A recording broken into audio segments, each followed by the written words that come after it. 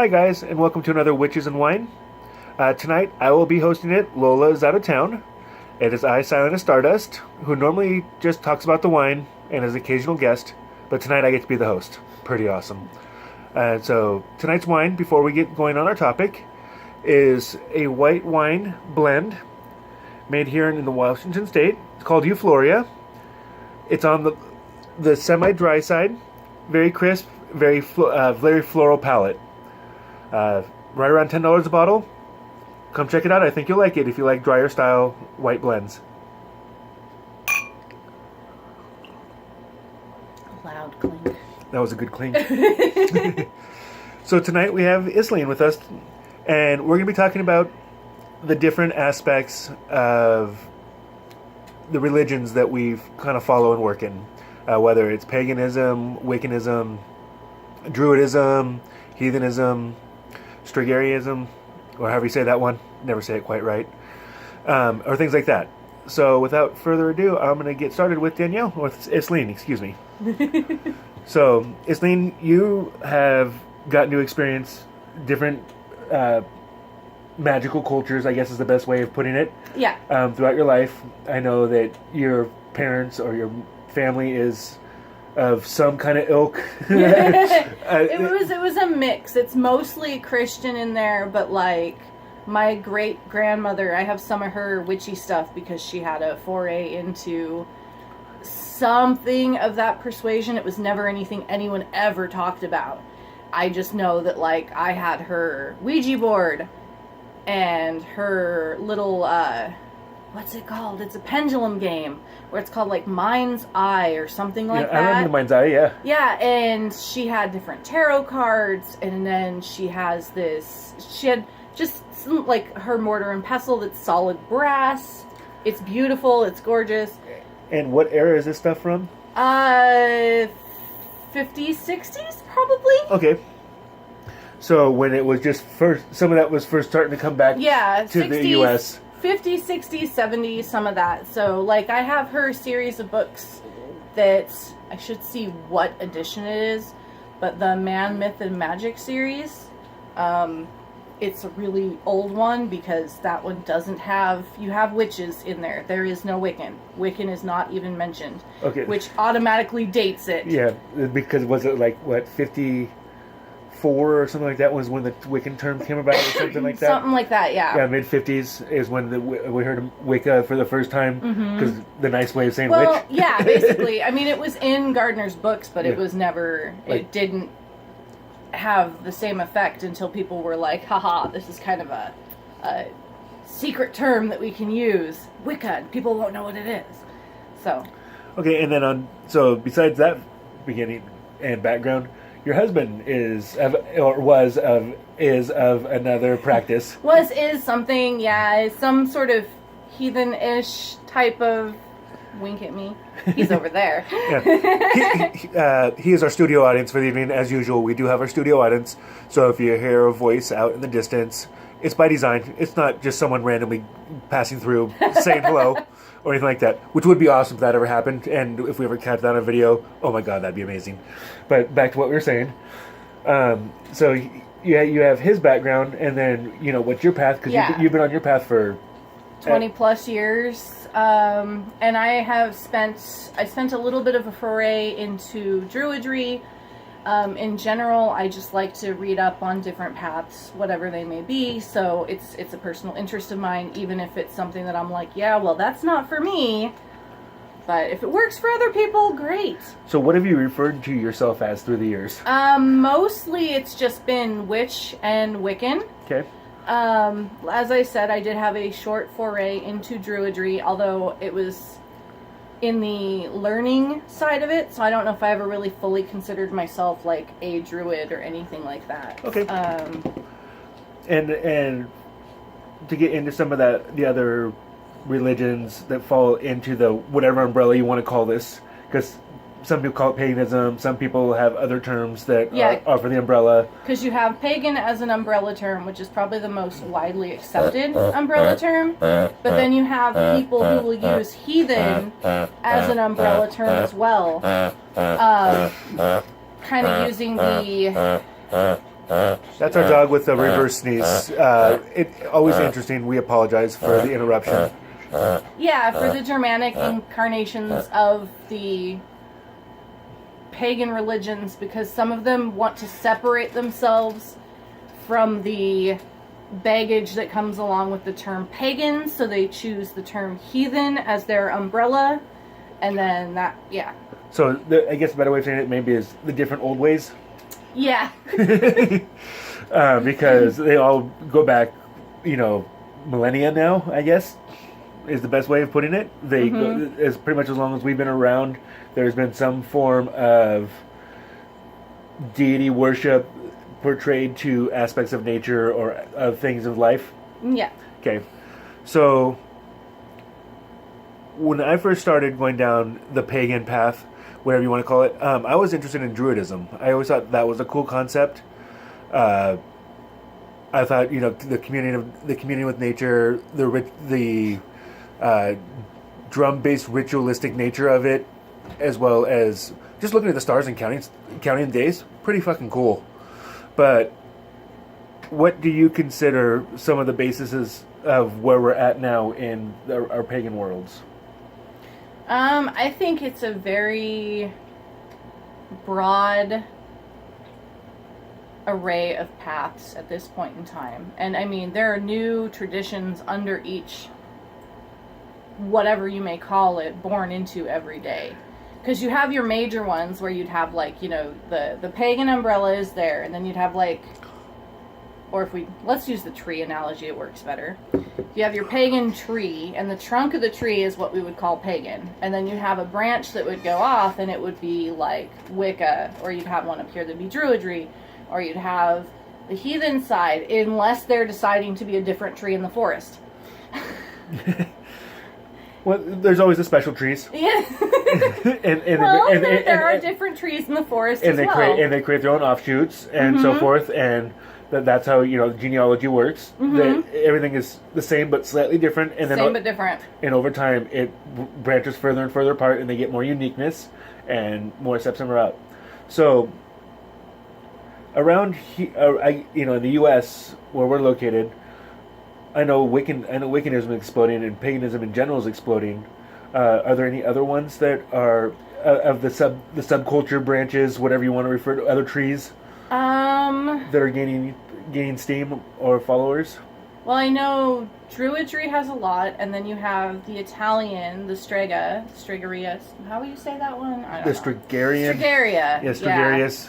Yeah. Which has a very popular following. Wiccan, Druid. Now, is the Strigarian more of the quote-unquote classic thought of witch? Where I believe so, but it's never been something that I've really delved too deep into. Because I know when I've spoken with Lola about it, she has mentioned it, and it sounds where some of the dark connotations of the term witch have come from. It seems like it could have been drawn out of maybe some of those practices. And then you have what is termed traditional witchcraft, which claims to be like pre-Gardner, in some cases where Gardner got some of his core material that he built upon. Excuse me, allergies. But that one also has a lot of the more classical, typical witch connotations, and some of the, I don't want to say darker, or what is viewed on as a negative light. More misunderstood? Yes, it's not, it's the ones where the church used that to go run and make propaganda. Yes. Because they didn't quite understand what the symbology or whatever the ritual was done for. All they're saying is, hey, that looks abhorrent. Why are we doing this? It's like some of them do utilize, some things are shock value. Some, I believe, do go just for shock value when you've got things. I'm not opposed to them, but they'll use the words like Lucifer or the old devil, or they'll use the iconography of Baphomet, which most modern people kind of look at Baphomet and go, I don't know about that. Well, there's a demonic connotation of yeah, I mean, like, when you know better. Yeah. But when you don't know, it's kind of... It helps the horned god, that whole explanation of how that transformed into Christian Satan. Yeah. And all the other aspects of the devil, modern terms. But this is also where you get the ever-confusing, super fun section to look at, where you have the witch versus Wiccan words, and which one you can use, and which one you should use, because not all witches are Wiccan. Not all, but are all Wiccans. Wiccans are witches, yeah. But there are some witches out there that do not claim the title of Wiccan, so... Because they don't like the word, they don't like that they can't be what they deem themselves as. They have to follow some new connotation. They often there is some association with a dogma or something with it. There's some stigma that follows it with... Yeah, something that they don't like a certain aspect of. Like, one of the often ones I've seen is they don't want to follow the rule of three, or they don't necessarily agree with the harm none. Or, people have variety of reasons for choosing what they choose. So it kind of goes back to whether you're reading the Dorian Valiente version, or if you're reading the original version. Leland. Yeah, yes. In harm do not have the wicked. Aleister Crowley with the harm none shall be the whole of the law. Yeah. It's basically, yeah. Okay, so that makes sense to me.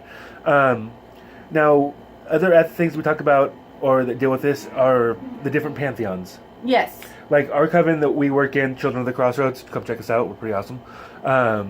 We work with the Hellenic, where we work with Hecate and Pan as our main deities, and we work with other Hellenic deities based on the time of year or what ritual we're doing and so forth. But what are some other ones that are pretty prominent? I know because I hear about was it Hermetic? Hermetic is more of a school of thought for magical practice and theory.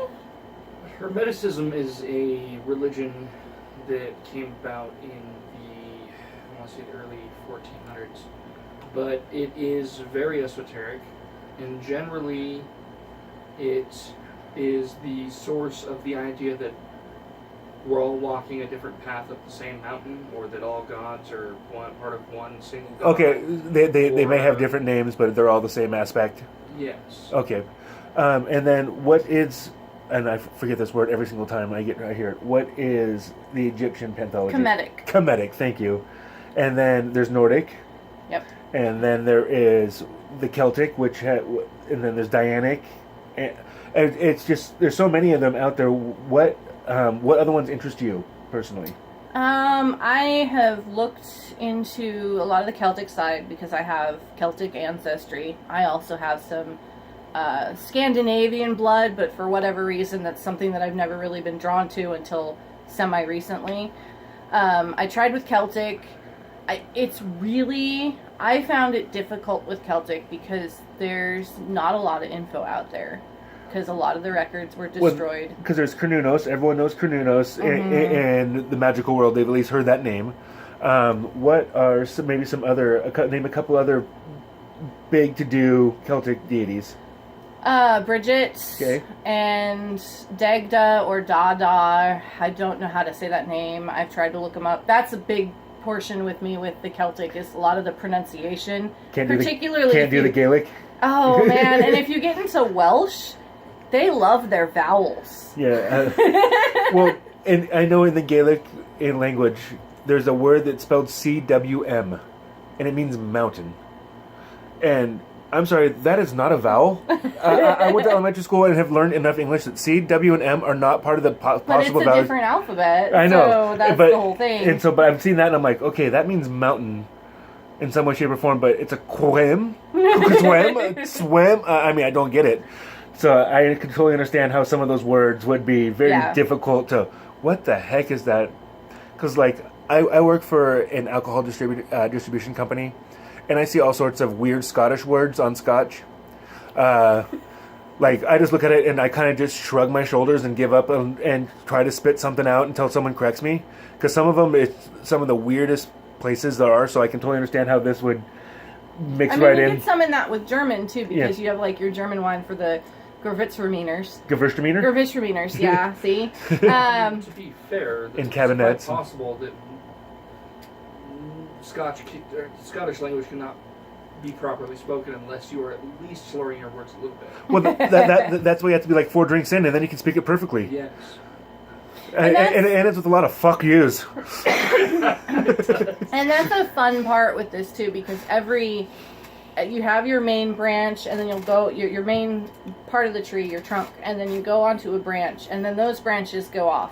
So you have, like, your Pan-Celtic, but within the Pan-Celtic, you've got Irish, you've got the Welsh, you've got Scottish, and then you've got your Gallic stuff, which is like the Iberian Peninsula and the continental Celts, which are not talked about a lot because everyone's obsessed with the little islands. But there was a huge culture in the inland continental Celts.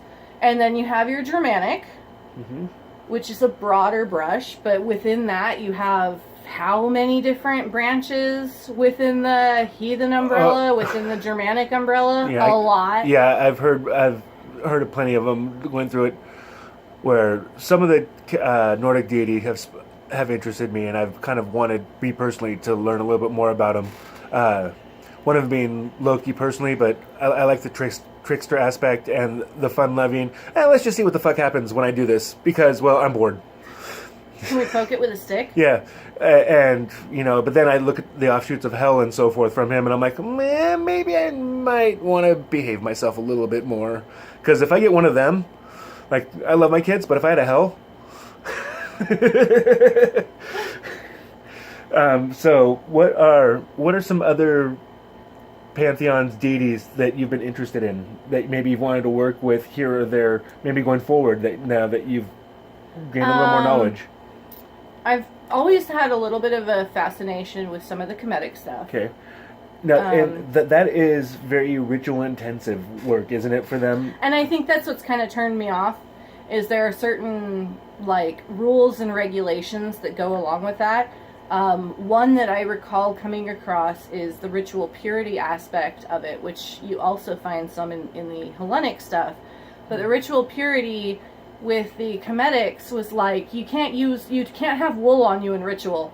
I'm a knitter, so if you're going to tell me I can't use wool, that doesn't work. might have some issues. Like, I understand if I was in Egypt, I might think differently about wool, because that keeps you really warm. And yeah, you don't necessarily want to be warm when you're living in the desert, but there are certain aspects with some of the things that just were automatic stopgaps. Like, not interested in that anymore, Yeah, because I've often, or I know Lola and I have had conversations where we talked about it would be an interesting set of deities or group to work with, or just something different for a change up. Just to bring a different energy in, similar but different, but at the same time, I'd be kind of nervous. Yeah, because I want to honor the deities and not just make it a plaything, because that's not how they're to be treated. That's not how it works, and it becomes a huge point of contention across pagan, internet sphere. Where they can be polytheist or God, what would that term be?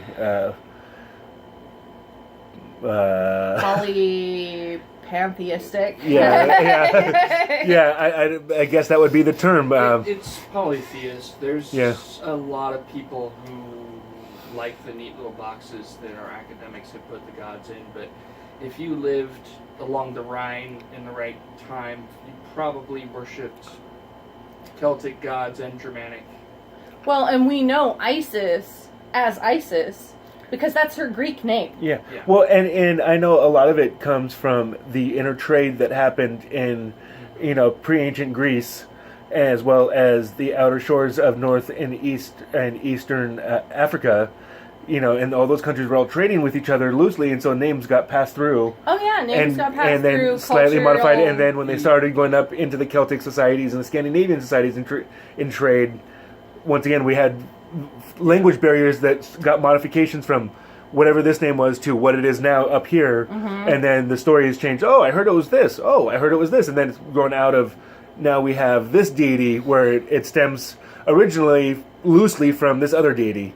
Yeah. And they grow into their own individual unique entity because they develop their own attributes that are unique to that specific incarnation of that particular deity in that particular area, but yet they're connected, but they're also not at the same time. It's really interesting. Yeah. Well, speaking of that, the different deities, we're going to go ahead and get ready to wrap it up because that's going to be one of our next conversations. Be quiet, puppies. Is talking about the different gods and goddesses. So I think this was a nice entryway into that future conversation. So thank you, Isleen, for coming in and stepping in for tonight. Because awesome. With Lola on vacation, I have had an interesting adventure trying to find people to fill in for the week to be a guest. But Isleen and Derek were kind enough to come through, and I appreciate it, and I hope all of you guys do too. So until next time, we love you, and we'll see you again. And if you want to get in touch with us to come be a guest or view an episode, you can reach us at crossroadscoven@gmail.com. That's crossroadscoven@gmail.com. Thank you.